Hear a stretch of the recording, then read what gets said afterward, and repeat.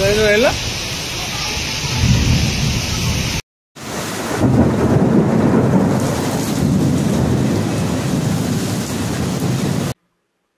एकुश दिनर अपेक्षा परे बदली पाग असह्य खरा और तातीरु मिली आश्वस्ति। तेबे आज राज्यर विभिन्न स्थान में मेघुआ पाग सह वर्षा हेउछि।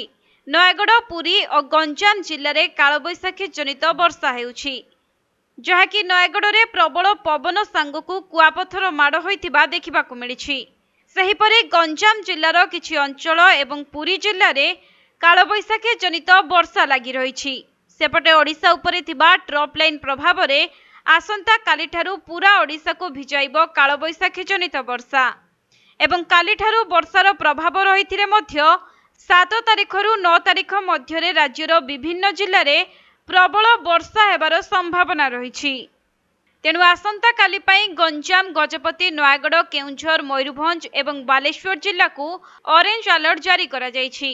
सेहिपरि 8 तारिख एवं 9 तारिख रे 6टी जिला को ऑरेंज वार्निंग जारी करिछि पाणीपाग विभाग। आगामी 4 दिन जाए राज्यर विभिन्न स्थान में कालबैशाखी नहीं पूर्वानुमान करा जायछि।